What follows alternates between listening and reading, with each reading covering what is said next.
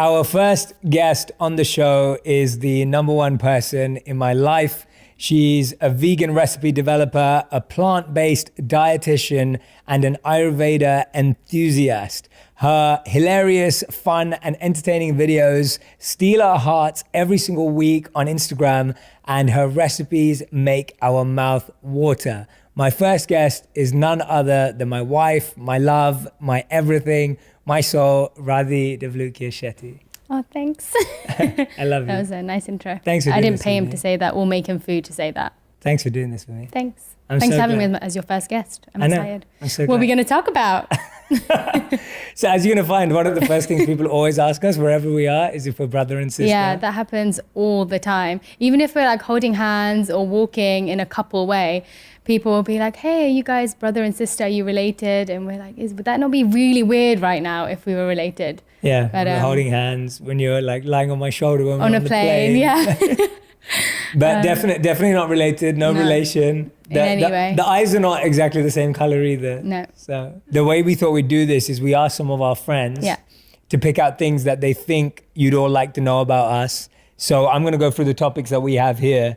And so the first thing that they asked us to talk about is, how did we meet? Okay, so how did we meet? Do you want to tell the story? No, you tell it. No, it's okay. You can tell better. Okay, I'll tell it. Okay, yeah, you tell it. Okay, so the first time I actually met Radhi was before I became a monk. And I met her very briefly. I thought she was beautiful and attractive, but I didn't really think anything of it. Like I genuinely just was so focused on what I was doing at life at that time. And I was so spiritually inclined and spiritually focused that I literally didn't think anything of it. Yeah, and my mum introduced me to you. Yes, so I Yeah. should tell that story. Yeah. So actually, I met Radhi's mom even before I met her. Yeah. And so I was training to become a monk, and I met Radhi's mom, and I was asked to show her how to do a particular service at the temple.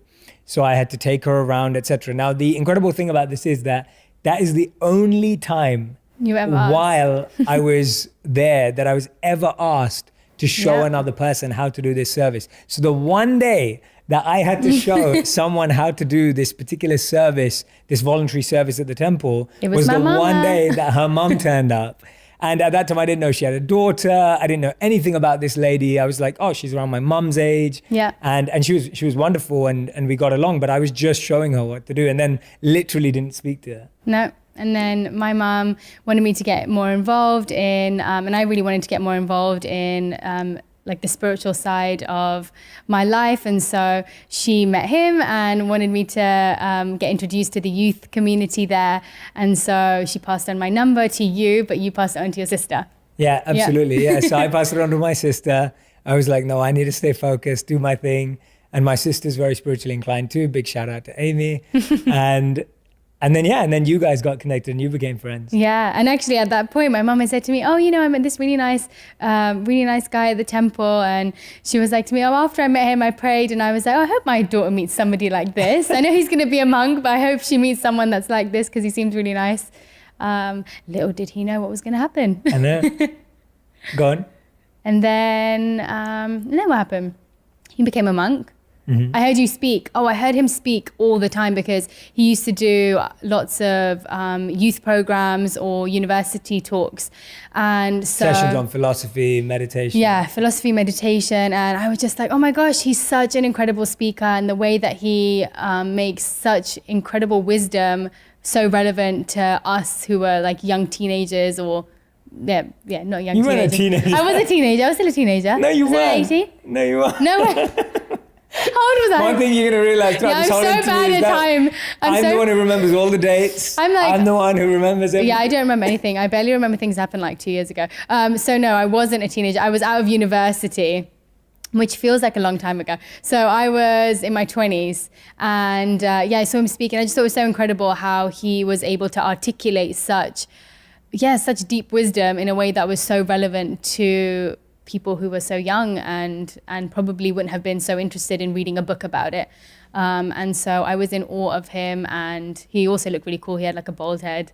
he didn't look like the type of person who was going to be speaking about these things. He had like tattoos and a bald head, but then he was in robes. And I was like, this is really, really cool, but weird at the same time. You're so strange. Yeah. And then when I left being a monk, which is a whole story in itself, we can talk about that another day. When I left being a monk, her and my sister were really, really close. Yeah. And me and my sister are really, really close. I trust my sister. She's one of my best friends.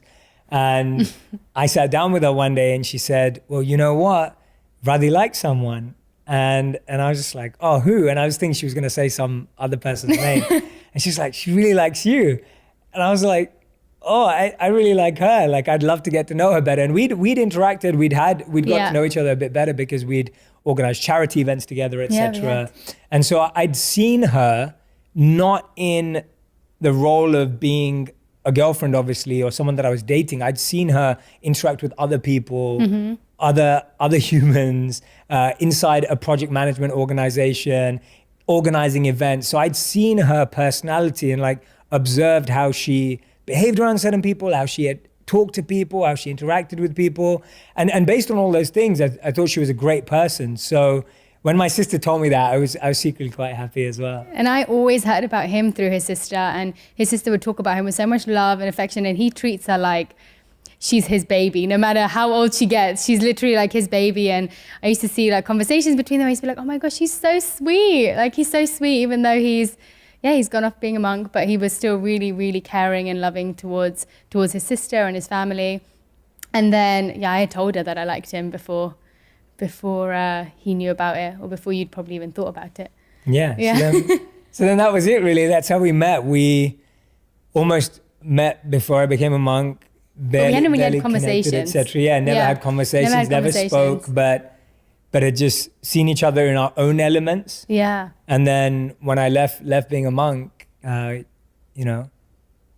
that year, we started going out. And so that was around towards the end of 2013. And then it just went really fast. We both kind of, as soon as we spoke about it, we both knew that we wanted to be with each other, and we were really certain about it. And it could have gone really wrong, but we were like, we could have both been really crazy. But it ended up just working out. We both really had kind of understood each other just by observing one another, I guess.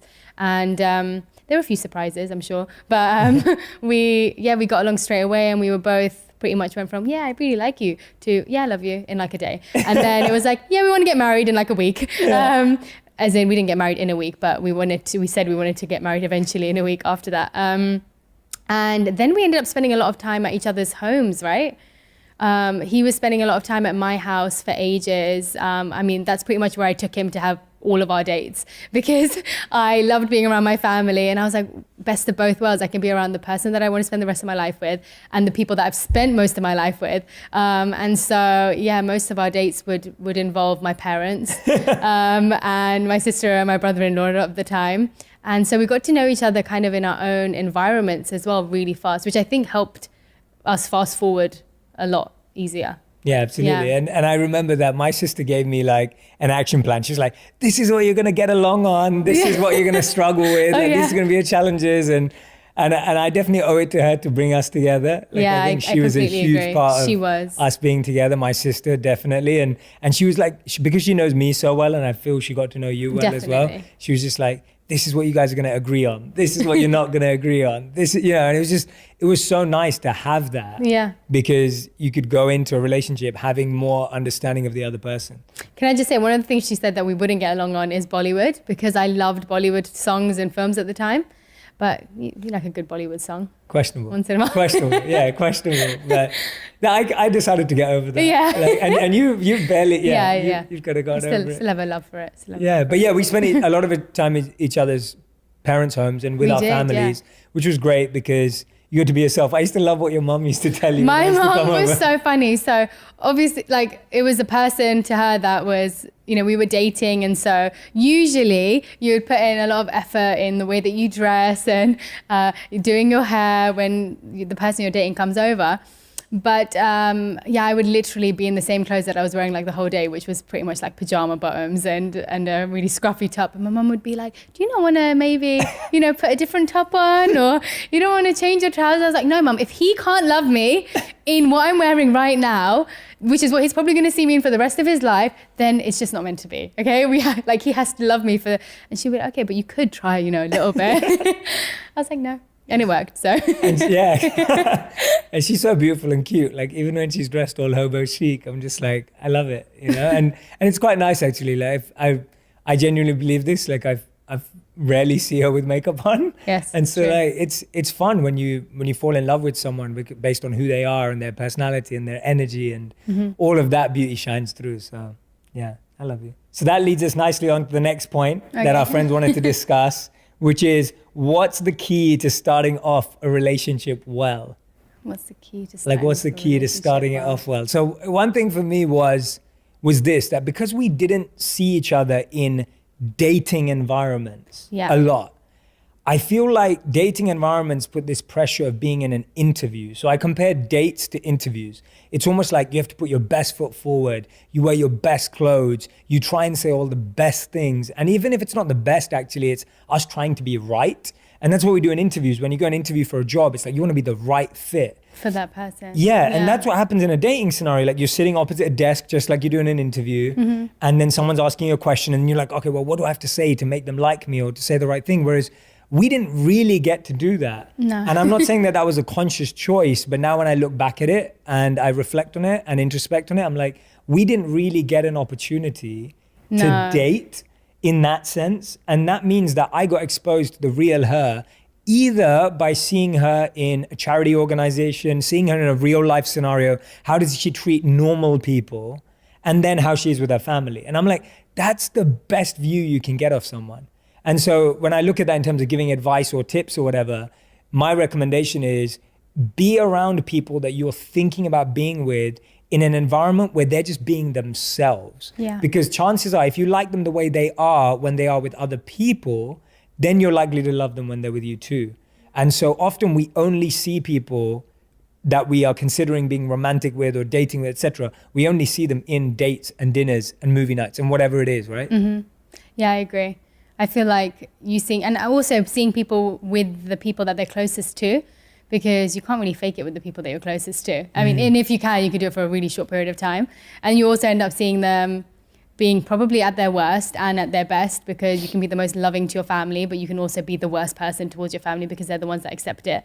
And so, yeah, I feel like you get a good image of who the person is through interacting with them that way. Absolutely, yeah. Good point. Thanks. Nicely said. It's true, yeah. And the other thing is, so when we first got together, I'd left being a monk probably like 7 months before. So it'd been like a 7-month gap. And I didn't have a job. I had no job. I had no money. No. I was getting rejected left, right, and center from every single place that I was applying to, because I'd been a monk for 3 years and no one wanted to hire someone who had monk written on their resume. Like, no one's like, oh yeah, I would love your transferable skills. Like, you know, like, what do you know? And so, oh, you can meditate for 4 hours. Great. We need that in our organization. So it was just, I had nothing really. Yeah. And that's a great way to start dating someone, because I remember I used to save up. So I used to like try and work part-time and I was doing everything I could. You were tutoring. I was tutoring. So I would be tutoring young people for their exams or university exams, etc. And I'd be making like, £15 an hour or whatever it was. And I remember I'd save up so I could take her out on a date at the end of the month, and so that we could do something fun. And I loved that, because I met her at a time when I had nothing, and she accepted me for it. Yeah. And I love her for that. And also her parents were always really cool about it. So sometimes that can be a big pressure from parents and expectations, but her parents were really cool about it. They never made me feel uncomfortable about it or anything. And my parents obviously were very comfortable with me. They were just like, follow your heart, do what's right for you.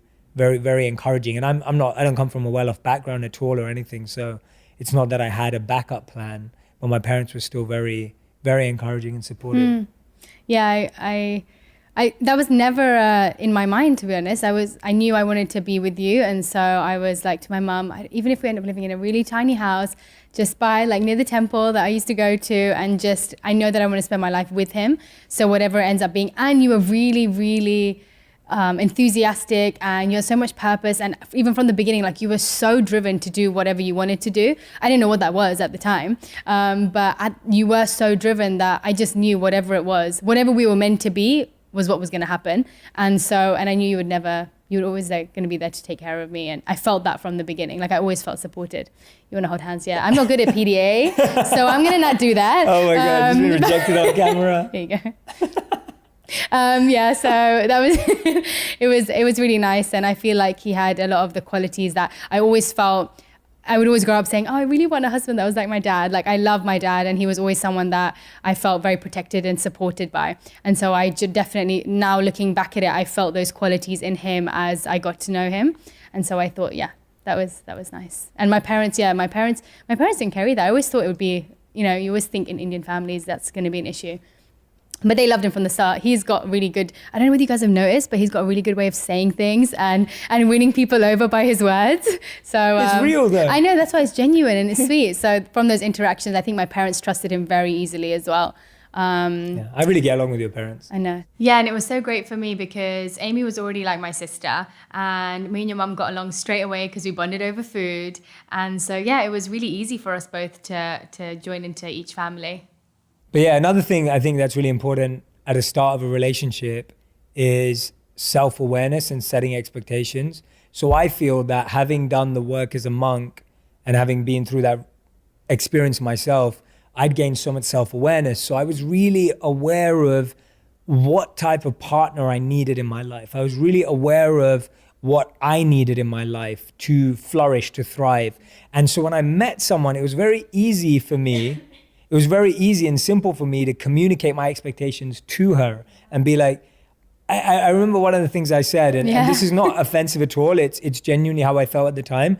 And I said that if you want a husband who goes to IKEA on the weekends and to the cinema, like I'm not that guy. And I didn't mean that as a bad thing if anyone is that. What I meant that as is I want to be someone who lives a life of purpose, and I want my life to be about service, and I want my life to have an impact on people's lives. And I need a partner that's going to understand that, embrace that, and roll with that as well, and wants to live not a normal life, because that wasn't going to work for me if I really wanted to have an impact, if I really wanted to make a difference, if I really wanted to serve. And so that wasn't an ego thing. It wasn't me thinking I'm better or above or special. It was me saying, this is a priority for me. Mm-hmm. And I don't need it to be your priority, but I need you to understand it to be mine.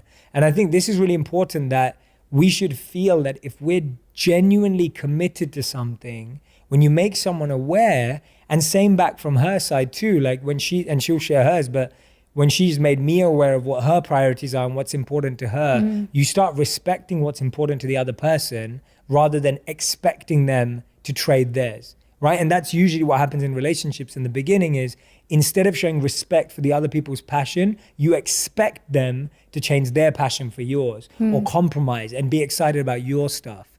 And I don't think that that's the right way. I think it's us being clear about ourselves, communicating that, and then respecting what the other person communicates. And I think we discussed that really early on, actually. Yeah, for and sure. just to be clear, he has come to IKEA with me on the weekends. And movies too. Yeah, and movies too. But yeah, no, I understood the point of it. And I remember at that time when he was really pushing for what he wanted to do, he was very, very busy. And so there were certain things, I mean, he spent a lot of time with me and my family, but we had just agreed that, look, if there was extended things that I had to go to, because with families, there's always other things that you have to go to, like family, friends, or relatives' houses for every event possible. And if that happened, then I knew that I was okay with him not coming to them. And I said that to him from the beginning. You're that amazing as well for doing if you need to go and do something which is, I know for you, more important, not because for the purpose that you want to live, then I totally understand that comes above you just coming to another party, which people are not probably going to remember. Like it's okay. And I think that was actually really important for us, because you can always hear what other people say, like family members or friends or whatever will always have a different opinion. And so as long as you feel like you have discussed it and you really understand that person's point of view, then you don't feel kind of it doesn't rub off on you when people say things because you understand it deeply. Whereas if you don't, then I think it's really easy to get swayed by other people's view of life or other people's way of relationships or whatever it is. Like that can rub off on you very easily. But if you really understand that person and why they're doing it, I think that can make a big difference to you supporting them in why they're doing it. Thank you. Oh my God, this holding hands thing. And we had to, realize, and I really appreciated that from her. Like I really valued that because it wasn't about seeing something as less. It was about seeing something as a priority for me. Yeah. And having someone who understood that and trusted me and allowed me to have that space strengthened us. And we also very quickly became a team. Yeah. So when it came to our families or like demands, and for anyone who's from an Asian family or an Indian family knows that it's a big deal. It's a big deal. Yeah. Like family is a big deal and it gets very involved in a relationship. And I remember saying to her really early on, I was like, it's me and you, like we're a team, like it's us. And we have to think like that because we've got to wake up next to each other every single day of our lives. We've got to go to sleep together with each other every day of our lives. We've got to be in each other's face and space every single day, each other of our lives. So it's us. We have to be a team. And then very quickly, like I found that when it was anything to do with my family or my commitments, etc., then I would have her back. And then whenever she was anywhere and it was about me, she would have my back. And that built like a really strong bond early on. Yeah, for us. I completely agree. And even if we wanted to discuss it between us and we had a different opinion to the other person, at least to the like people that we were speaking to, if we had each other's back, the other person felt supported and comforted by that.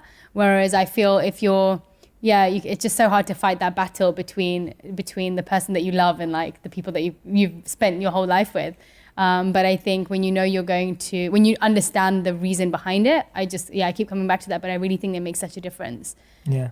I remember earlier on in our relationship when we were talking about spending time with each other's family or even each other, you said something to me which has stuck with me for a really long time. I'm scared till now. now. No, it was really good. He was saying how we can spend so much quantity of time with people and it can be spent doing so many different things. You're with each other, but you're actually doing like, okay, you're watching a film or you're on your phones or you're spending the whole day together, but how much are you actually interacting with each other? And so I really loved that he would always choose quality time over quantity. So even if he's spending a short amount of time with me or my family or my friends, he would always make sure they've got his full attention. Like he would really make them feel, and he genuinely felt that way, that he was investing his full self into that moment. And I think that makes such a difference. And I never understood that at the time because it was always like, when you're spending time with family, it's just family time. But it really made me think about how I spend time with people rather than the amount of time I spend time with people. And as I've seen you do that while we've been together, I just think I've noticed how much people appreciate your full attention and how deeply you connect to them even in such a short space of time. Whereas I've been like the type of person who can spend an hour with someone and my mind can be somewhere else. And it's a training, it's a training thing, definitely. And I've learned that from you. But it's an incredible quality to have, to be able to invest your full self into a conversation or a person. And that's why it's actually really annoying, but he remembers everything. Like he remembers everybody's name, everything I said like 5 weeks ago, everything I was wearing. Like it's an amazing quality, but it can also be very annoying because I don't have that memory. So he's like, no, you said this like 3 weeks ago. It's like, no, I didn't. But I don't have like a book that I write things down in, so I have to take his word for it. But 5 almonds a day, guys. 5 almonds, yes. As my mom would tell me. But no, thank you. I really appreciate that. Yeah, I remember really that kind, from quality time. And she'd always make an effort and this is where it comes to using your skills and talents. Like she'd always make an effort to like cook amazing stuff for my family. I remember when you made my sister a minion cake for her birthday. That took me a day and a half. But it was so worth it. Like it looked so good. Like and I love minions too. So it was so cute. And my mum still remembers the first tort you ever made. When I first came over. And brought it over when you first came over. And it's those things. So, using your talents, using your skills, and people appreciate that even more than like taking a week or taking time, like she's saying, like quantity, but the quality of a thought. Yeah. Right. Even when people say like it's the thought that counts, it's not. It's the quality of the thought that counts. Like that's where we make an impact in people's lives. Third topic that our friends want us to discuss is love languages. and realizing and recognizing our own love languages and the love languages of someone else. So if you don't know what the love languages are, it's a great book by Gary Chapman. I've made lots of videos on it. So there are 5 love languages, and the 5 love languages are quality time, touch, words of affirmation, acts of service, and gifts. So all of us have multiple love languages, but we have a priority, a hierarchy order, and we both mostly value 1 or 2 as our top love languages, and everyone has them. So you can think about yours as well. This was an interesting lesson for me in relationships. It took a while for us to get there. Yeah. Definitely took a while. It did. And we got it really wrong for a long time. Like it was definitely been a journey for sure. Because you always end up trying to give the person what you want. Like it's such a natural thing. She's stealing my point. Oh, sorry. No. I forgot it's your show. No, it's your show. Yeah, no. I was just saying that I'm just thinking about it back because I'm thinking about all the things I got wrong. But it's so easy to always want to give other people what you love receiving or what you love doing for that person. Like, and I feel like your love languages can be different in what you like giving to other people and what you like receiving from other people. Like I love cooking for people and I really appreciate a good meal, but I wouldn't necessarily say that that's my way of showing love. It's not necessarily my way that I feel love given to me. And yeah, I think it took a lot of trial and error. Yeah. It was a serious experiment going on for a couple of years. Yeah. Until... And she's holding back right now, but literally Ravi is hilarious. Like she's the funniest person I know. She makes me laugh the most. Yeah, I'm a bit nervous right now. And when she's getting into it. She's getting into it. You just need to go find some stories on Instagram. But when I first met her, and when you see her, you're like, oh, she's an elegant. Oh yeah, elegant, graceful young woman. And I was just like, okay, so maybe she likes grand gestures and elegant, posh places. Like that's what I thought. And this just shows us how the media makes us assume what people like, or we, based on how someone appears, we assume what they like. And so that's what I did. I got it completely wrong. And I remember organizing our first date. We went to watch a theater show, which was actually really fun. And then we went to this restaurant that I booked.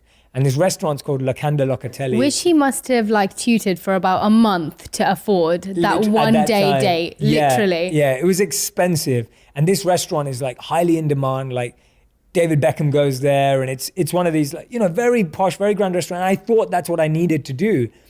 And I was totally wrong. Like we sat there, she looked so uninterested in this space. And I had to wear heels, and I don't wear heels. Yeah. Like literally, it was like I was in a dress I wouldn't normally wear because I thought that's what he wanted. So I was literally in like a dress like a really girly dress, which I wouldn't normally wear, and heels, which I normally wouldn't wear. And so we were both sitting in this restaurant and I was really hungry at the end of it. And I said to him at the end, I was like, look, even if you just take me on a walk in a really good supermarket, or what do they call it here? Grocery store? Grocery store, supermarket. I was like, that is like the most epic date you could take me on. Get me a few treats from from the shelves. We'll go down the gluten-free vegan aisle. That would be the best date. And so after that, I think you kind of started understanding. I think I still got it wrong a few times. Yeah, a few times. I think it was just, and this is my point. Like we all get stuff wrong because of previous experiences, the media, what we think, like all that kind of stuff. And I got it wrong for a while because I just kept thinking of it. And then I was like, okay, she likes food. Okay, then I had a moment where it's like, oh, she likes food. So then all I did was buy her cards with food puns and food jokes. Which I really liked. And then we only went to like food places for all our dates. So I was starting to get closer. You did. You took me on a date where we went cooking at like a Jamie Oliver thing. Yeah, that was really good. That was fun. Oh, yeah, that was a good day. Yeah, you did good. Yeah. But yeah, it did take a lot. And even when and he's a gifts person. Yeah, so I'm gifts and words of affirmation. And I think I'm definitely words of affirmation and quality time, maybe. Yeah, quality time. Do you like quality time? I think that they're my two. Yeah, so go. And yeah, what was I saying? You were saying you like gifts. Yeah, so I'm not so much of a gift person. I don't think I ever really have been. Even like on my birthdays and stuff, like all I really remember growing up is my dad would just take a day off and spend that time with me. And I used to just love that aspect of it rather than the gifts. I do like gifts, but they're just not my main thing. And so I was trying to buy a gift for you, and he wanted like an iPad type thing. No, I wanted an iPad. Okay, fine. I thought he wanted an iPad type thing. And so I was like looking around. You thought I wanted a tablet. I thought he wanted a tablet. And so I was literally looking around for the best spec and like really, really good like details of whatever was good, and also good pricing. Because obviously like a good bargain is you need that if you're Indian. Gujarati. Yeah, if you're Gujarati, you need a good bargain. And so I was looking around and I found this amazing Asus tablet. What is Asus? And Asus is a good brand to everybody. And so I thought, look, this looks like a really good one. Let me buy it. Got it, packed it up, gave it to him. I have never seen disappointment like so bad in my life from opening a gift, because when he says he wants a tablet, he wanted an iPad. And so I learned that he likes really like good quality, expensive gifts, which I probably still haven't got. Now I just tell him to buy his own gifts. But last year, she organized the most incredible surprise birthday party. So I've loved surprises. And this is another thing about our childhood, etc. So I've loved surprises since I was a kid, because my mum would always surprise me on my birthday. And so I'd really encourage you to reflect on where your preferences and priorities and things that you love get, like, where does that come from? So for me, my love for surprises in life and in everything comes from my mum surprising me on my birthday. And I've never, as you grow up, surprises become harder and harder to do for people. And last year, she organized the most epic birthday surprise ever. So it happened 2 months after my birthday, so I was not expecting it at all. She told me she was like cooking and catering for a friend's event. So she was cooking this whole week, like working so hard on all of this stuff. And I was just like, how important is this friend? Because she was going through extreme lengths. And I was like, wow, like she's really dedicated to this friend. And that was cool. Like I appreciated it. And I was like, I love seeing her in her element and loving cooking for someone that she loves. And that was beautiful. And then I think I'm going to an event with my manager and my team the same night. So I'm like, oh, sorry, I won't be able to make it to your event, etc. Like I've got this, you've got that. Have fun. Like I hope it goes really, really well. And then I turn up, I open the door to this event, and it's like all of my friends from LA, like everyone that I love, everyone that really loves and believes in me, like they were all there. Everyone showed up. She made sure that literally every single person that I care about was there. I was like a stalker girlfriend looking through his phone at everyone that he mentioned. I'd be like, let me find that person's number. Let me get that person's email address. Yeah. And literally it was genuinely after my wedding, after that, the best thing that's ever happened to me. Like it was that good. It was just amazing. Like it was the most beautiful event. It was really heartfelt, really meaningful. We had an illusionist. I love magicians and illusionists. Yeah, and you do. Had an incredible show. We had an incredible DJ playing violin to some of my favorite songs. All my favorite people were there from LA specifically because it was in LA. And I was just so blown away. Like genuinely, I was like speechless for the first time in my life because she'd completely outdone any expectation I could have ever had. Which was the hardest thing ever for me, because it was the first time I wanted to show him that I really understood his love language, and also like the effort that you go through to make something like that happen. One, I had no idea until I actually started going through it. And usually I would get to a point where I would find like a obstacle and I'll be like, you know what, I'll just take him somewhere instead. Like forget it, I don't need to do this. But he puts in a lot of thought into a lot of the dates that he plans. And so I really, really wanted to show him that I really understand it, and like that I've observed things about him, and I really notice what he loves and appreciates. And so it was the hardest thing I've ever had to do in my life. Like it was so hard. I'm not a planner. I'm not good at organizing. I'm just, it's not my, like, I wouldn't say it's my top 3 skills. Let's just say that. But I was just so happy that I did it and it was genuinely like the love that I have for him is the only thing that got me through it, because otherwise I would have just basically never called me for party planning. Never. I'm so blessed to have her in my life and she cooked for everyone too. So I did, yeah. She cooked for everyone. She organized the event. There were like 80 people there. It was amazing. And I'm so grateful to you for doing that. Like literally it was the best thing. I'm glad you liked it. Could have ever. Thank God, because imagine you hated it. No, I loved it. It was amazing. And yeah, it was incredible. And it just shows like we've been together now for nearly 6 years. Yeah.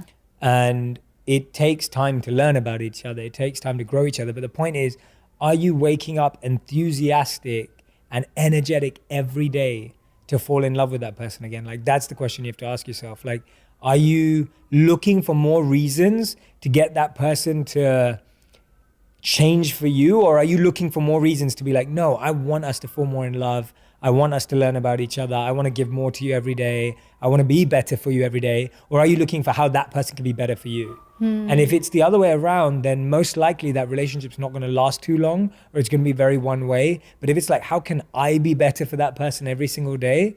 And it may take time, and it has taken us time to completely understand each other more, etc. And we've been through a lot, and I want to get to that as well. But that, you know, it takes time, and it's okay as long as you're waking up every day with that intention, with that motive, with that desire. Yeah, I definitely think it's about what you feel you're bringing to the other person rather than what you feel you can get from the other person. I think that makes such a difference, because when both people do that. Yeah, when both people do that, when you feel like, okay, well, this is what I can provide. Like, and I love what you say about everyone having different skills, because even in a relationship, I think we are very different in a lot of ways. In majority of the ways, we're very different. I actually say we're totally different. Yeah. And so instead of seeing that as things that are taking us apart from each other, I think we really tried to say, okay, cool, I love being in the kitchen, for example, and you're really good at doing all the math stuff to do with bills, and I really don't want to do that. And so instead of trying to be like, oh no, we should be equal in, like, you know, doing this and doing that, no, let's just play to our strengths. And I think that made a huge difference, because I didn't feel pressured to do things which I really don't feel comfortable doing. If I had to do them, I would have. But thankfully, we both kind of are good at areas which the other person is maybe not so good at. Yeah. And so we just played to our strengths, and we weren't annoyed at the other person for not being able to do those things. We just understood that we have skills in different areas, and we can contribute to the relationship with those skills rather than trying to be like all-rounders in all areas, which doesn't work for us. And the key to that, I love that. And the key to that is valuing what the other person brings as equal to you. As equal, yeah. Right? So it's like, it's not saying, oh, if your skill is different to mine, but my skill does this, like my skill fulfills this, or my skill sorts this out, like that's more important. And I think that's where it gets hard, where we either try and equalize our skills, which I agree with you is not a good idea, it's good to play to your strengths, or the opposite thing people do is they do their skill, but then they think their skill adds more value to the relationship. And I think that, again, just ruins it. Like, it's like you're on a team. Like, when you look at a sports team, one player can't say, I'm more important than the rest of the team. It's a team game. And I'm going to try and do a food analogy now. I'm trying to give a food analogy now. Don't try. Hear me out. Okay, go. Okay. Like, one ingredient can't be like the other ingredient. I'm more important than you. Yes. Yeah? That's good. Yeah, because you need all of them. Unless you're salt.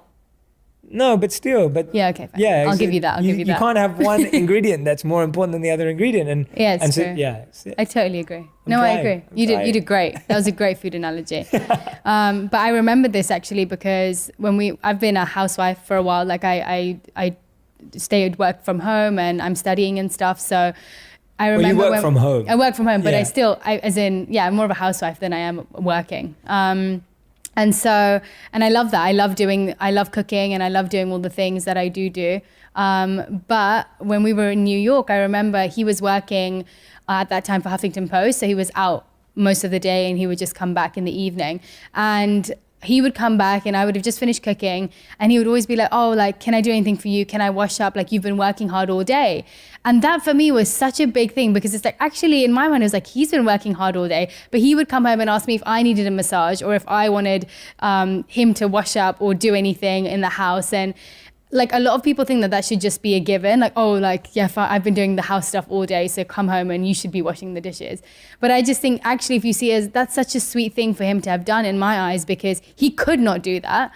We could all just not do a lot of things. But if we put in that extra bit of effort and show that person that I value you and what you're doing just as much as I value what I'm doing. Like, people, going to work seems like you're going out and doing the hard work, but you also saw that I was doing the washing or the cleaning or the cooking, and you valued it in the same way as going to work. And I thought that was that was a big thing for me. And he's been like that the whole time. So no, I think it's the same. I think for me as well, like, she was so good at doing that. Like, she would put her heart into it, right? It wasn't just doing it. And I think that's the point here. It's not about doing the activity. It's about putting your heart into it. Like, it would always be like, the other day, we just got back from India. And when I'm in India, I eat dosas a lot. Dosas are incredible. If you know what they are, if you don't know what they are, go get a dosa. Yes. And I love them. And I was literally just like, I miss dosas. Every day, and every morning. It was every like, morning. I miss having an Indian breakfast. And the next thing I know, she ordered a dosa maker and we had dosas. And it went terribly wrong, everyone. Terribly wrong. But still, I loved it. Like it was Yeah. it was the love in it, and I think that's the same. You know, she believes in cooking with devotion and seasoning with love, and for me, she lives that every single day. Like there's not a day when I don't feel like food is an offering of love. So then you can't help but value it. Like it's not. You don't have to. It's not hard. It's not hard to value her. That's what I'm trying to say. Thanks. But yeah. This is getting a bit sweet, isn't it? I know. Why don't you change it up? Yeah. I'm leaving it to you to make it funny. See, I'm the romantic in the relationship. Yes. She's the comedy. This is always the case. Like his cards to me. So this is a rom-com. Yes, But this is I'm the the- rom-com. yeah. His cards to me are like the sweetest, really genuine from the heart. And my cards are like funny, weird poems that are like, I really like your face. You don't know how to make cake. Like literally, that is what my cards were like. I think maybe 1 out of She's not 15 lying. cards were maybe somewhat like sweet and loving. But otherwise, yeah, I've always been the jokester, and you generally are the sweet one. You are. Yeah. You are. There's a. I'm gonna live up to my romantic tag in this relationship. I always say this to her because I mean it, and it's. I don't know who said it, but it's beautiful, and it said that they said. Oh if no. I know what he's gonna say. They, Everybody cue the romantic music. and the tissues. And the Someone get the cheese. tissues out. Someone get Anybody need someone get the cheese? cheese board out. Yeah. If you, they said, if you want her to fall in love with you, you have to make her laugh. But now every time she laughs, I'm the one who falls in love. And I'm pretty sure that's from a grime artist in London in some sort of a rap song. It's great though. It means Yeah. it's such a beautiful. Anyway, I love It is it. I really Okay, like it. topic number 4. What's your favorite thing to do together? So our friends wanted us to discuss. This is easy. What's our favorite thing to do together? Eat. No. No, sorry, that's my favorite thing to do. No. What's our favorite thing to do together? I had an easy answer for this. This is obviously Oh, difficult. okay. I like, what do we like? What do we like to do together? Mine was activities and experiences. Oh, I thought it was like a specific one. No, like activities. Yeah, and we experiences. love doing that. Like escape rooms, and we went to a virtual reality escape room That the was other really good. day. You organised that, yeah. We went on a hike. You had a hair in your. Oh, thanks. We go on hikes, and we just love doing experiences. You're right, experiences and activities. Yes. We do try and do we've gone through the thing of where we try and go shopping together or movies and stuff, but we generally find we have a lot more fun when we're doing activities where we're contributing to something together. Yeah. Like one of the first dates we went on was Go Ape. And so Oh, for anyone who yeah. doesn't know what Go Ape is like a assault course, but in the air. Yeah, that so was you're like so fun. swinging around. It's like Tarzan kind of stuff. And we loved it because Yeah. it was just like, it was active. We were both doing stuff together, helping each other out. We love escape rooms, even though there are times, I think we've evolved. Yeah, like the first time I went on to an escape room with him, I was like, we are never doing this again, because Yeah. I'm so relaxed, and And I I'm like just winning. like, oh, if we win, it's fine. If we don't win, it's we participated, and that's what counts. Yeah, I'm like, no. And he's like, come on, we have to do this. Get over there. I'm not angry. You're not angry, but you're like very enthusiastic. And so I'm sitting on the chair, like we're meant to be escaping a prison, and I'm just sitting there with like a hammer in my hand, and he's like looking around everywhere trying to search for it. He's like, why are you not helping? And then the trap door opens because she like by Yeah, and I mistake get it right anyway, just by being it right chilled anyway. out. So now I've realized, trust her. So we did that recently, and I trusted her. And it was good, and I actually got quite. You did well. Yeah. You did well. We enjoyed it. It was We a lot of did. That fun. was But really fun. Activities and experiences, getting outdoors, Yeah. doing stuff together, solving puzzles, something that engages us in talking, discussing, achieving something together is a great date. Yeah, we Like do like achieving doing something that. together when we went for that cooking class, for example, like we cooked a meal together. Like that was fun, and then we ate it. When you create together, Yeah. it's such a special experience. Yeah, that's so true. Actually. And I think that more of us should find time with our other halves, or even people who are dating or getting to know, to create together. Mm-hmm. You just learn more about the person. It's so much quicker, so much easier. We've also started spending a lot of time because of how our schedules work. Sometimes we end up just spending time together where we're just catching up and talking, which actually is quite nice, because Yeah. we didn't used to do that. And I think that used to get us to a point where we felt like we maybe didn't know each other as well as we wanted to, or understand each other as well as we wanted to. But now we do take out time to just, like catch up and ask the other person about what's going on. Me more so than him. He used to do this anyway. But I now am asking a lot more questions, and we really try to invest our interest into the other person, which is great. Yeah, and we love meditating together. And we love going to get vegan donuts together. Yes. So yes, that's true. So I'm going to go to meditation Okay, fine, first. yeah. But literally when we met, I used to teach her philosophy and meditation, and I Yeah. say this all the time. She's now a better meditator than me. She's more serious. She's more focused. She's more sincere. She's more devoted. It's amazing. Like being able to have that in my life is so powerful. And that I put above anyone bringing in conscious, spiritual intention and energy into a relationship. That's above someone bringing money. That's above someone bringing anything else. Like that's just the most powerful thing that you can bring into a relationship, because it's helping you eternally. It's helping you for the rest of your life. And I think it's undervalued of how much bringing positive, beautiful, spiritual energy is into a relationship. And you've been doing that since day one in our relationship. Like she literally, for the first few years we were dating, she was like waking up at 4 a.m. and going to meditate with the monks every morning, right? Like with the community. And she did that like while she was working a job, while she was planning our wedding, while she was working at the hospital, etc., and all the rest of it. And so I feel that you've prioritized your spiritual practices so highly, and I love you for that. And it's made such a difference in our relationship.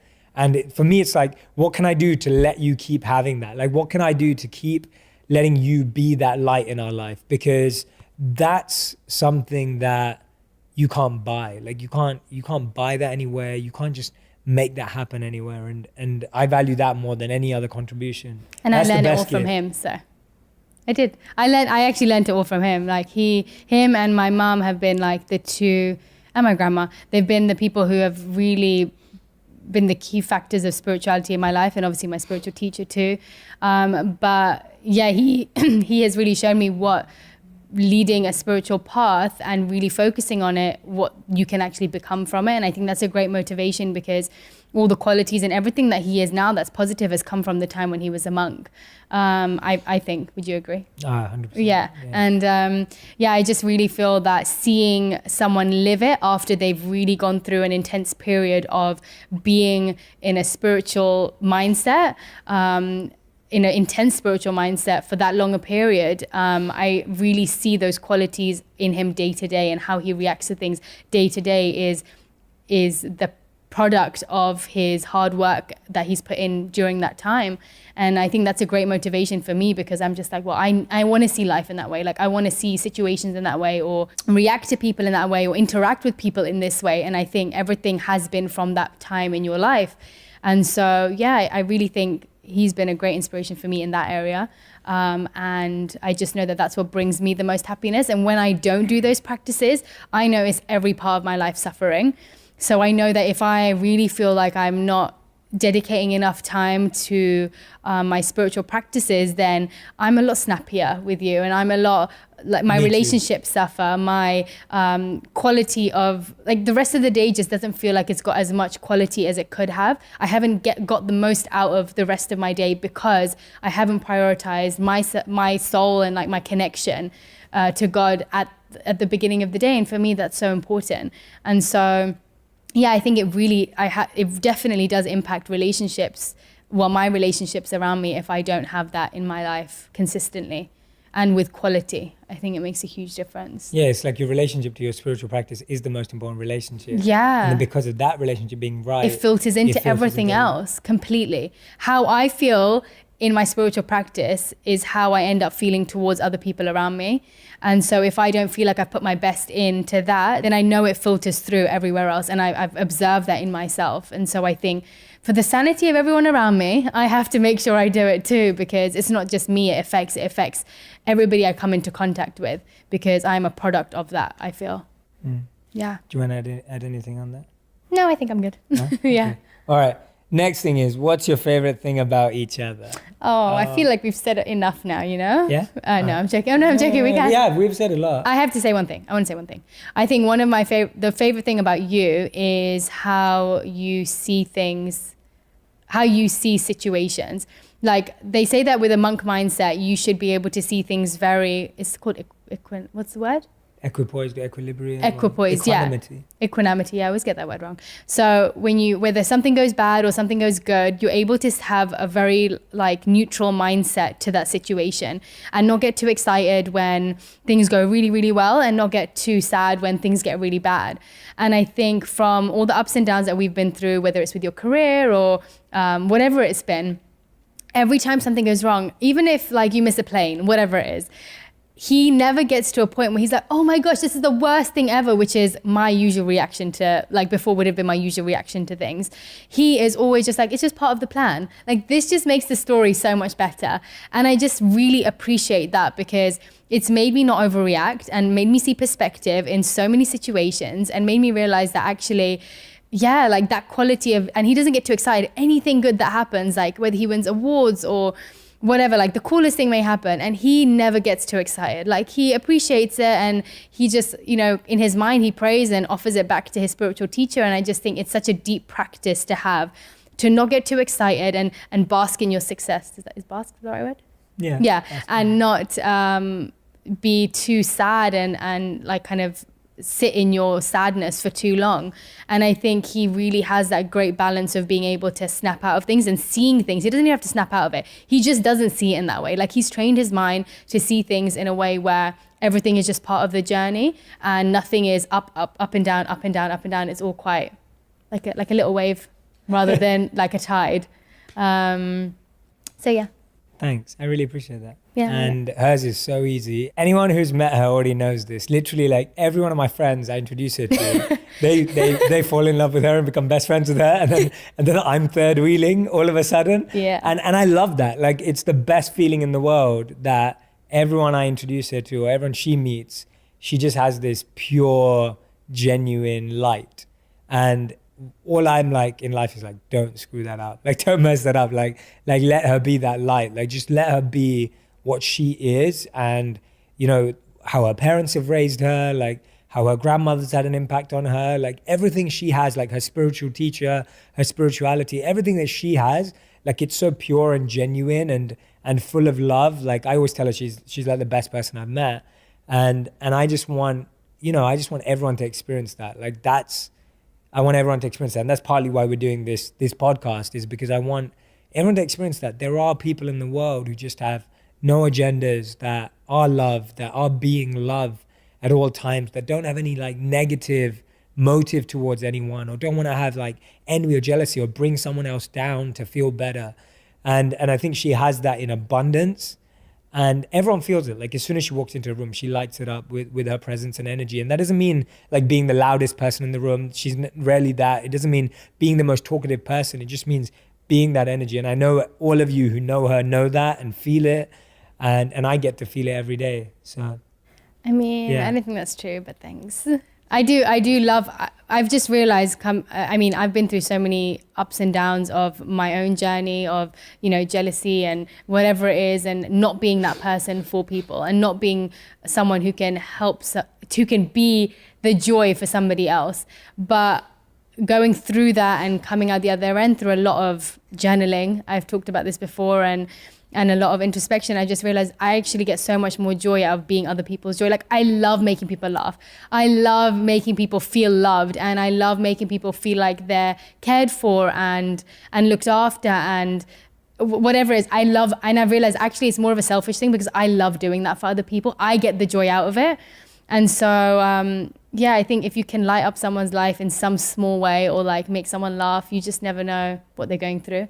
And so I just think it's such a sweet thing to share and give out to someone. Like you can give a lot of things out, but if you're able to give love and happiness to someone in a small way every single day, like it's such a beautiful, it's a gift. Like it's such a sweet gift to give out to people. So I'm grateful that I'm able to do that for you sometimes and for other people. Thanks for giving. Sorry guys, I do an American accent whenever I'm like, it's probably the worst American accent that you guys have heard, but I do accents, yeah. I love her accent. Yeah. Because I'm terrible at them. They're fun. Okay. Next thing is, do you fight, and how do you deal with that conflict? Yeah, we fight. Yeah, we fight. Yeah, we do fight. But I mean, I have to say fights don't last that long with us. Mm-hmm. I think that's probably the key thing. Like we have been through, especially when we weren't understanding each other's love languages, especially when I wasn't understanding him more so than the other way around. When we argued, my thing would be shutting down and not wanting to speak about it and like not communicating and not answering phone calls. And for him, it would be like, no, I want to talk about it and I want to get through it and let's really discuss everything. And at the time, it just felt like, for me, I was like, no, I need space. But the more I've accepted the way that he likes to resolve things, the more I realize that actually makes so much more sense. Because yeah, you may need space for a short period of time, but unless you talk through it and process it together, you never get over that. And then it's brought up in the next argument and the argument after that and the argument after that. Whereas if you're able to really sit down and work through whatever, even if it's a really small issue, like picking your shoes up from in front of the door, which is something we've spoken about a few times, but even if it's something as small as that, just discussing it and explaining, okay, fine, this makes me feel like you don't value me because who else are you expecting to pick up those shoes? For example, it's a mutual thing. I leave my shoes there too. But I'm just saying, even if you break it down to that level of saying, actually, it's not the action, it's what I feel you're thinking when you're doing that action.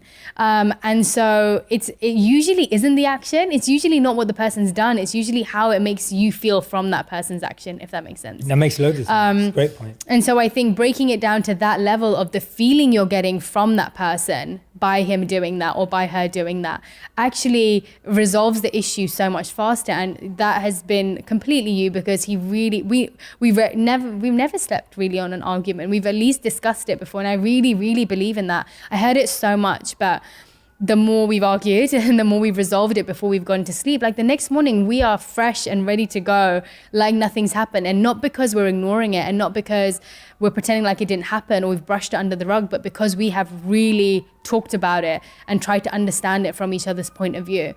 And I really think that's made such a big difference to the way we argue. Yeah, I think that's a great point. That's such an important point. I think the point around, it's not about the action that hurts, it's about how that action makes someone feel is so much more important. Because sometimes I'm doing something really small and I'm getting it wrong, but I'm like, oh, it's so small. But then she's like, no, it's big. And I'm like, well, how's it big? And then she's like, because this is how it makes me feel. I'm like, oh, that is big, right? Yeah. And then I have that moment of like, aha, like the penny drops and I'm, oh, okay, it's big. It's not small again. Because you're never really doing things to, like, it's not like you're doing it intentionally. Totally. And it's also understanding that aspect of it. Like saying that and always reminding yourself that if you know that person loves you, then they are never going to be doing things to intentionally like prod at you or intentionally make you feel a negative emotion. And if we are doing that, then we should be very aware of it. And sometimes saying things like remarks that are in a sarcastic tone or whatever, actually those things can build up and you feel like you're saying it in a jokey way. I used to do that all the time, saying things in like a sarcastic, funny way to try and get a point across to you. But now I realize that actually just asking you in a polite way, in a sweet way, in a loving way, can have so much more impact than me sarcastically throwing something in there. And yeah, so I think the way that we say things and the thought behind it actually makes such a difference. And now I know, like, whenever you do anything, even if it's small, when I process it in my mind before I say a lot of things to you, and actually it goes away because I'm like, I know the intention is not that. And if I do want you to do something, then I'll just ask you politely. And I've noticed the difference that it makes in the way that we speak to each other and when we think about it and process it like that, rather than just shouting out whatever comes into our mind. Like that's not going to help, like not being able to control what's coming out of your mouth. Yeah. And anyone who says they don't argue isn't true. Like everyone argues. Everyone fights, everyone has disagreements, and they're good to work through, because disagreements usually just arise because we all have different upbringings. We all have different backgrounds. We're all raised differently. We're raised in different amounts of space. We're raised differently in terms of responsibility. And so now you're putting two different people with two different responsibilities together. And if you don't argue about it, you don't disagree about it, if you don't talk it out, then all you do, like she said, is you just end up living the same thing again and again and again. It's really important to draw boundaries as well, like recognizing like these are certain things that really annoy me. Like to say that when you first move in with someone. Yeah. These are the things that annoy me. Like these are my top 3 things that will get on my nerves. Like let's try and avoid that. And the other person gets to say the same. You're going to just avoid so much hassle rather than like thinking, oh, for the first week, it's fine. I'm going to do everything for that person. And then you end up feeling upset because they're not reciprocating or whatever. Just set your expectations, draw the boundaries, be really open and honest about what works for you and what doesn't. Yeah. And then figure out which parts you can help each other on. Agreed. So I'm going to ask you one more question for us. Then I want to talk a lot about you. So anyone who's watching or listening right now, if you've got this far, I hope you've enjoyed it. We've been introducing you to the world of us, but I really also want to introduce you to the world of my wife. She's incredibly talented. She's got so many great insights. I want you to learn about her and fall in love with her as much as I am. But before we do that, we take the last question. The last question is, how do you deal with my hectic travel schedule and, I get asked that a my lot. type of work? Yeah.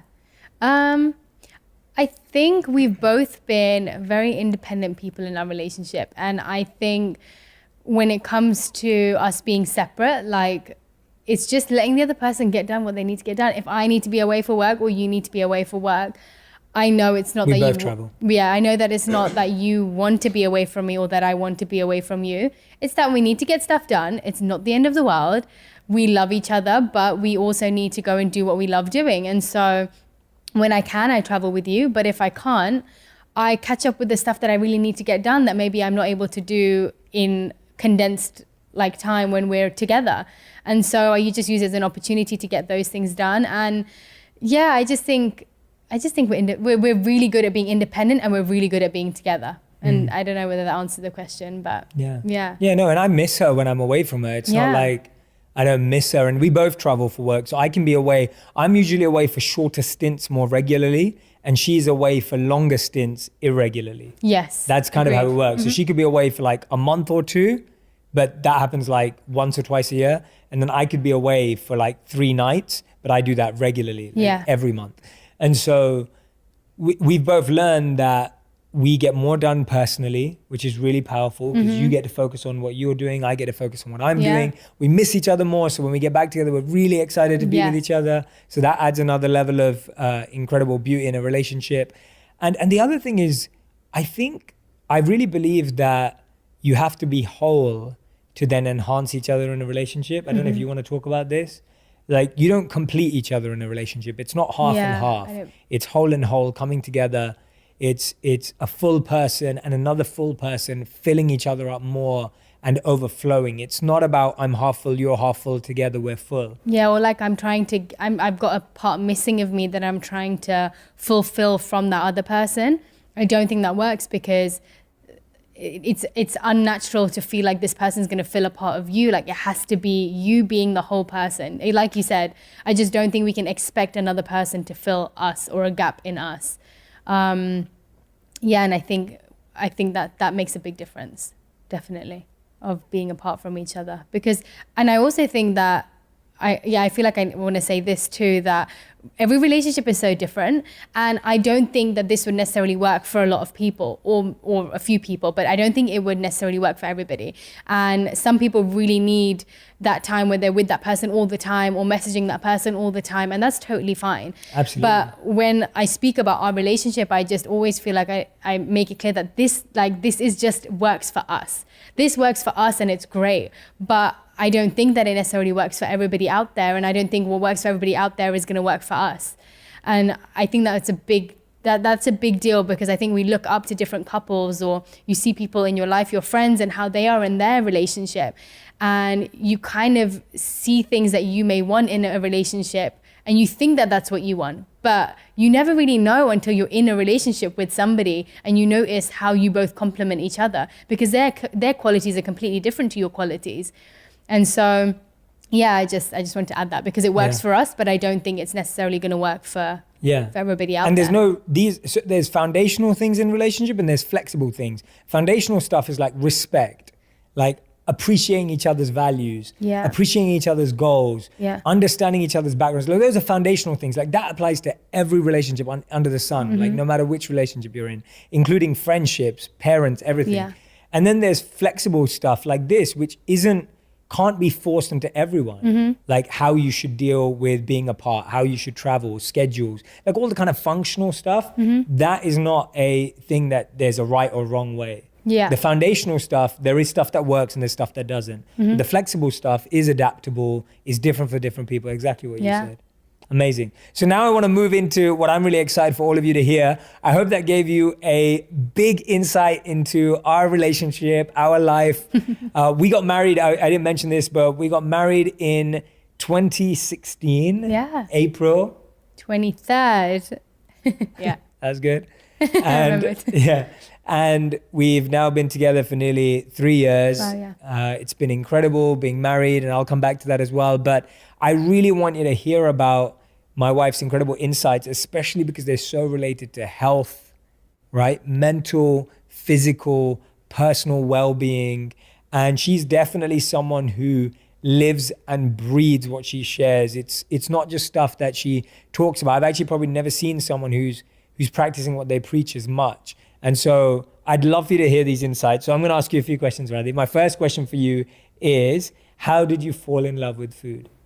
How did I fall in love with food? I've always been a big foodie. Growing up, I was fairly overweight until the age of about 15. Let's talk about that. Yeah, about 15. Probably started losing weight around the age of 16. But yeah, I grew up always loving food, always loving carbs. Like I loved bread and all the things I probably shouldn't have. And my mom was actually a personal trainer. My mom was a fitness instructor, so she had like slick abs like growing up. I was never really bothered by my weight until I went to school. And yeah, long story short, I loved food from being younger. My mom is an incredible cook. My grandma's an incredible cook. My sister's also an incredible cook. I've been surrounded by great cooks my whole life. And so my mom would always make beautiful food from around the world. Wherever we traveled, she'd always bring that home with us, and she'd make wonderful dishes. And so, yeah, I think being spoiled by that, when I was younger, I grew up with a really unique taste in food because I'd experienced so much growing up. And then my mum actually suggested I go into doing nutrition and dietetics at college or university.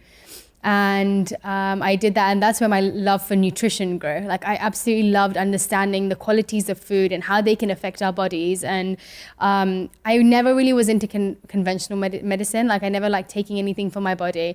I really, really believed in how natural things or foods and plants can really change the way that our body reacts to things or disease or health conditions. And so that's where my love for nutrition grew and food. And then I came across Ayurveda, and I actually don't know how. It must have been, I don't know how I came across it. I actually can't remember. I know my biggest exposure to it was when we moved to New York, but that was pretty much encompassed everything that I ever thought like everything I wanted to believe in, it had that in one science. And Ayurveda is actually, Ayur means life and Veda means knowledge. So it's literally the science of life. And it encompasses mind, body, and soul. And it really believes in the mind-body connection, but also completely believes and has solid science behind how food and the qualities of the different foods and how they can affect your body and how they can be healing and how they can be medicine or they can be toxins. The same food can be that for different people. And I love it because it's so individual and so personalized that our bodies are so different. Your body will react to a tomato completely differently than mine would. And so I really appreciate that because every single body is so unique. Like you can't have the same medicine for one person as you do for thousands and millions of people out there. It just doesn't make sense. Our genetics are different, our body's makeup is different, our elements in our bodies are different. And so Ayurveda really encompasses all of that. And so that completely grew my love for food and healing of food. And yeah, I've always believed in, we always talk about how love, the mother's love, like mother's cooking is the best because of the love that she puts in it. And in Ayurveda, it really believes that the consciousness, and this is one of the things that I loved most about Ayurveda, it talks about how the consciousness that you cook in or the consciousness that the food's been made in actually gets infused into that person. And so however that person's, everything that we're cooking with is living. Like every fruit, every vegetable, it's a plant. It grows. It has living cells, and so it takes in our energy. And so whatever energy you're putting into that food while you're cooking it is what the other person is digesting and eating. And so I thought that was such a beautiful aspect of it because you can change how a person feels through the energy that you're putting into even their food. And so my love for food grew even bigger after hearing that. And yeah. That's how I fell in love with food. That's awesome. I love that. And it's been fun watching you fall more in love with food and Ayurveda. Tell the audience about like a few simple well-being tips for the day. So whether it's food or whether it's essential oils or whether it's anything in your life that you add, split them up. So tell me 3 simple tips that people can do daily with their food. Let's start with that. Or With food. With food, yeah. Simple tips, I would say have 3 meals a day, but your largest meal should be in the afternoon. Our body is in sync with nature, and so when the sun is at its highest, we believe in Ayurveda, they believe we have a digestive fire in our stomach. And so when the sun is at its highest is when our digestion is the strongest. And so that's when we should, it's when the nutrients are assimilated into our bodies a lot better, when the food is broken down so much faster and efficiently. And so if we're able to eat our largest meal in the afternoon, our heaviest meal in the afternoon, then that's actually a lot more beneficial to our body. And having our lightest meal in the evening, because this is the second tip now. Yeah, number 2. Have your lightest meal in the evening, because 1, your quality of sleep will be so much better. Your body's not trying to work while you're sleeping. When you sleep, you want every part of your body to be relaxed and every part of your body to feel like it's getting the rest to rejuvenate and to replenish for the next day. And so if you're able to have a meal that's much lighter, like soups or even a smoothie, then your body's able to rest, and your food is, a lot of food that's not digested turns into toxins in your body. And so if your body's trying to shut down and you're still putting lots of food into your body, it actually ends up turning into toxins a lot more toxins are produced if you're digesting food overnight. And number 3, drink lukewarm water. Never drink ice water. Ice water or really, really cold beverages actually dampens your digestive fire. And so you kind of want to drink drinks which are either room temperature or warm. Warm drinks and hot drinks really stimulate a lot of things in your body, but really keep your body purified and help with toxins elimination in your body as well. So those are my 3 tips. That's great tips. Yeah. And that's so important, because I feel so many people eat really late and then go to sleep straight away. Yeah. So it's like a lot of people eating at 8 p.m., 9 p.m., 10 p.m. and then going to sleep straight away. Sleep, yeah. Or sleeping after midnight, obviously. But you're actually saying we should eat less in the evening. Yes. And then, of course, you believe in sleeping early. Yes, definitely. But the point is, that makes a lot of sense. That makes a lot of sense. Tell me some of the things that I wanted to talk to you about was around another few tips on well-being and wellness that you think would be useful to people. Well-being and wellness. Okay, so I definitely believe in meditating early in the morning, because, well, throughout the day, there are different energies that can affect you. And so in the morning, ideally before the sun rises, but before the sun rises is when you've still got the calming effect of the moon. And so your mind is a lot more rested. Your mind is fresh because you've just woken up, but also you haven't been affected by the world is still asleep. Like a lot of people are still asleep. And so you don't have that much energy around you. And so I feel if your mind is calmer and the sun hasn't risen, sun actually brings about the energy of doing and going and getting things done. Whereas before the sun rises, if you're able to meditate, then you actually will get a deeper, more focused meditation in the morning. Another lifestyle tip I'd give is using a tongue scraper. That is so important. In Western culture, it's not normal to use a tongue scraper. I don't know if anyone's seen it, but it's literally so simple. It's like a copper or a metal rod type thing, which has It's like a U shape. Like a U shape that you can basically you scrape off all the. It sounds gross, but you scrape off all the toxins off your tongue in the morning, and in the evening you can use it when you brush your teeth. And actually, if you end up swallowing those toxins, that can be the beginning of the toxins building up in your body. And so using a tongue scraper is an Ayurvedic must. Like you have to use a tongue scraper. You can get it off Amazon. You can get it everywhere. It's just a really simple thing to avoid toxins building up in your body. And did you say one more? Yeah. One more health tip or lifestyle tip I would recommend: sleeping early. There's so much normal science behind it, but even just to get good amount of sleep before 12 o'clock. I've read so much about it, but it really does rejuvenate you. The quality of sleep that you get is so different compared to sleeping really late and doing it on a regular basis. It reduces your immune system. It makes you really groggy in the morning. I find that. I really really, and if I have too many late nights for a long period of time, it really affects my immunity. Like I know I'm going to get unwell or I'm going to catch a cold.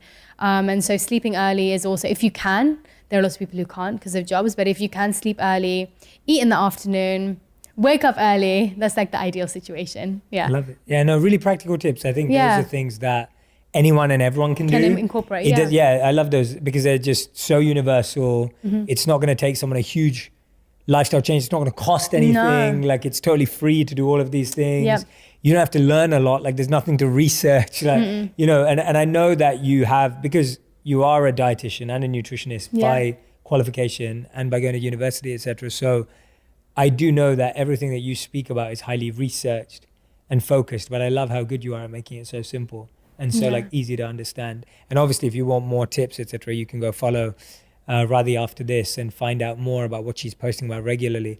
I want you to tell me about why did health become so important to you? Because I know this for a fact that I really always focused on my mental health and my mind.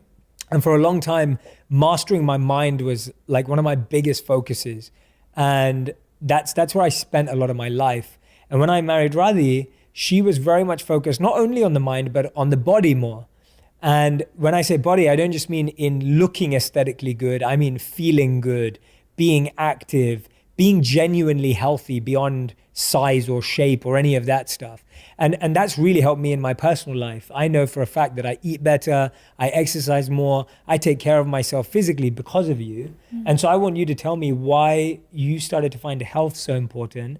And then I want you to tell me a bit about your perspective on body shape, size, and our addiction to looking a certain way as opposed to feeling a certain way. Health became a really important part of my life because, I grew up fairly overweight. And at the beginning, it was a lot more to do with changing the shape of my body.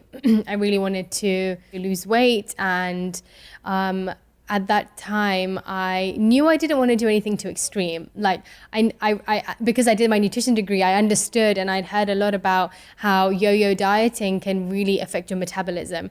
And so for me, I didn't want to do the extremes of like eating barely anything to then trying to get back to a normal diet, which I know I've seen people that they've done that and it ends up making you put on even more weight afterwards and hard to lose weight after that.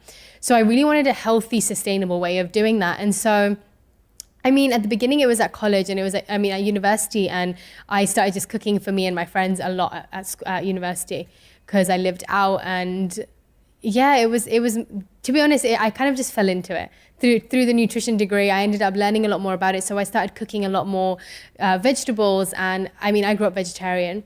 And so my diet was also predominantly based on lentils and pulses and vegetables and all the Indian spices and flavors. And so that's where this beginning of my health journey started, was to lose weight. And then, like I said, when I came into Ayurveda and I started understanding that, it just grew my passion for it a lot more. But the inspiration for it was definitely through weight loss, but I knew I didn't want to do it in an unhealthy way. And body image. I think that's something growing up, I always thought that to be healthy, a good image of health was, my image of my own health was based on other people's body shape or body size. And looking around at everybody around me, I always used to think that, okay, for me to be healthy, I needed to be slim, like I needed to be very skinny. And as I've grown up and I've been through my ups and downs with my weight and with my journey of health, I really realized that actually I've got to this point, and when I feel the best, like my version of health is when my organs feel like they're working at its best, when my skin feels incredible, when my digestion feels great, when my hair, my nails, all the indicators that I feel represent good health, that I've learned is good health, when those things are happening, and also when my mind feels good. Like, when do I feel at my most comfortable? Is it when I'm a specific body shape, or is it when I'm working out and I feel great about it?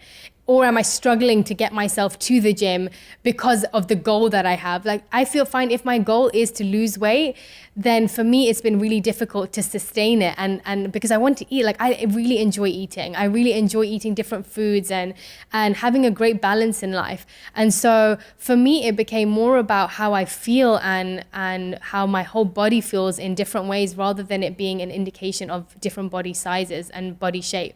And I mean, I love getting into shape. Like I love working out, and it's part of my day, part of my routine on a daily basis. And I don't believe that either end of the weight spectrum is healthy. There are health conditions associated to both. But I have realized that body trends change all the time. Like, you know, there's going to be a different body shape that's in fashion next week and the week after that and the month after that and the year after that. But if I am constantly trying to change my shape according to that, I'm not sure that that's what health means. Like, there's so much more to what being healthy means than just body shape and body size. And so, yeah, I think that's what it means to me. I mean, I've struggled with it growing up, but at the moment now, after being through so much on that journey, I really feel like that's what health means to me. And that's where I feel the happiest, when I'm thinking about health in that way. Yeah, I love that answer. It's so true. I grew up, because I grew up overweight as well, when I lost weight for the first time, I believed that being skinny or being slim was health. And then when I realized that it definitely wasn't, because I went through my own health challenges, I was just like, oh wow, like health doesn't mean just not eating fatty foods, like, which is really as basic and simplistic as my knowledge was for so long. And so hearing you say that, obviously having you coach me in my life every day is amazing. I really value it. It's changed my life for sure in terms of how I feel and what I eat and what I do and how I use my time. So thank you so much. And definitely if you follow Radhi afterwards, you'll find so many great insights and more expert thoughts and practices that I think are genuine and they're practical for all of us. And that's what I love about them. That what she's saying works for everyone. They're universal, and it's not about getting a specific goal externally. It's about getting a specific goal internally. And I don't think there's anything. I think it's incredible if someone wants to change that. Like, I think it's incredible if someone has a goal of what they want their body to be. Sure. But all I'm trying to say is that I don't think just body shape is an indication of health, which Correct. I feel is seen as health in a lot of ways. Like a lot of fitness pages or a lot of exercise pages, they show most of the body shapes are similar. They are in a specific form, in a specific shape. And I just think it's incredible how beautifully unique everybody's body is. And it's like, that is the beauty of the world, that everybody is so beautiful and everyone is so unique in their own way, that why should everybody be aspiring for the same body shape? Why can't we all have our own individual shape and that be the beauty of it? Because trends change, like face trends change, body trends change, the way we speak changes, our slang changes constantly. I just think everything's changing so much that if we try and just focus on who we want to be and change according to our own motivation rather than other people's view or how we see other people, that will make a big difference to our mental state as well. Amazing. Which is the journey I'm still going on, guys. I'm kind of saying it for myself. It's a pep talk for me, but yeah. Okay, so what we're going to do now to end this show, every episode will usually have a final 5, but we're going to play a little game where we're going to guess certain things about each other. So I'm going to give you this. If you open up to a blank page. If you open up to a blank page, take this. I already know he's going to be better at this. So these are going to be a list of questions that our friends have asked us to answer. We're both going to write down the answer and then we're both going to reveal. Oh no. So the first question we have to answer is Radhi's favorite movie. Oh no. What is my favorite movie? I know a few, that's what's hard. Write top 3. Okay. Make it harder, why don't you? Oh no, but there are lots of Bollywood films I like too. No, Bollywood doesn't count. Oh, what? Okay. Oh, no, I'm not done. Oh. I don't know what my favorite movies are. I forgot. You can't play this game with Radhi because she'll forget what her favorite I've movie is. forgotten. Or it will change on the spot, so I may fail at this, but let's have a go. Okay. 3, 2, 1, go. What? Okay. You did it. I got 2. I got 2 out of 3. That's not Hitch, bad. but Can you see that? I watched it recently. Did I you watched see that? Hitch recently. I realized it's hilarious. I can watch it all the time. Okay, so A I Star got is 2 out of Born. 3. I don't know whether Star is Born is going to be an epic that I will always remember. Okay. And A Little Princess, if no one's seen it, if anyone's not seen it, you have to watch it. It's Okay. like the sweetest film. Nice. All right. The next question is Jay's favorite movie. Oh Let's yeah. do top 3 as well. Yes. Go on. What's that film called? The magician one? I'm not going to tell you, am I? No, you can't copy No, me. but I know the You name. can't copy I know me. the name. I just can't remember it. My top 3 movies are the easiest thing in the world. No one talks about them more than I do. Yes, I I know just this. watched one of them on the airplane the other day. I know. Which I told you about. You copied me, didn't you? No, You did. I didn't. You saw my answers. Okay, 3, 2, 1. that's what it's called. Prestige. I read the magic film, Inception, and watching me watch films. Oh, I do love watching it. That's Yeah, cute. I do love It's watching it. because I couldn't think of So another The one. Prestige is the best movie of all I time. got the if you haven't Prestige seen right. it. That was the magic film. And Inception. Yes. Magic film does not count. And watching me And Dark watch Knight. films. I love the Dark Knight trilogy. Yeah, okay. I knew All that. the Christopher Nolan movies. I actually knew that. I'm Okay. just not very good with names. All right, next question is Radhi's favorite food. Oh, that's a hard one. I know. That is a hard one. Not. Ugh. Okay, ready? One second. Okay. I'm not really playing the game. Hang on. 3, 2, 1, go. My mum's food, Indian food, pizza and bread of any kind. Oh, I was Fries. gonna write anything. I was Fries. gonna write anything green Pizza Indian. and fries. I was gonna write anything green Indian plus My fries. mum's food is anything green. You so literally that's love right. chips. I do. I just forgot. Indian food, pizza, bread of any kind, and fries. Bread. I should have. I knew that. Yeah. I messed up. All right. Okay. Next question. Jay's favorite food. So Jay's easy. favorite food. So easy. It's only one love. Okay, ready? 1, 2, 3, go. Oh, but no, I thought we were talking about food, burgers and sausages and beans. You like Yeah, vegan beans sausages? on toast and sausages is good, but Oh, this is my chocolate. one Oh, true love. No, I didn't think we were talking If I about could trade sweet. every food Yeah, he in the world- literally loves chocolate. We're Yeah. not doing that great This right is not now. so great. All right. What annoys Radhi the most? Oh, I know this.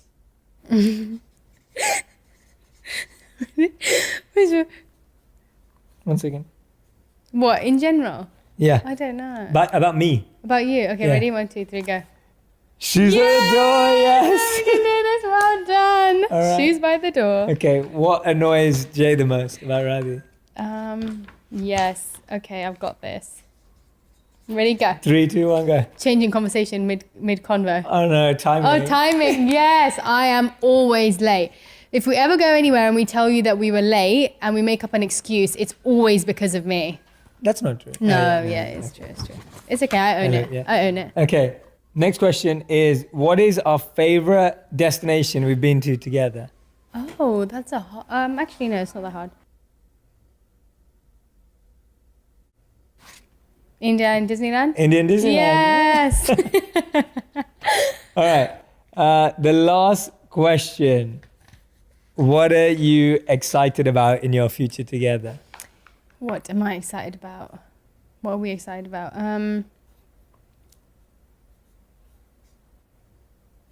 Ready? Yeah. Go. 3, 2, 1. His crazy dreams, which always come true. Being with you. Oh, that's really cute.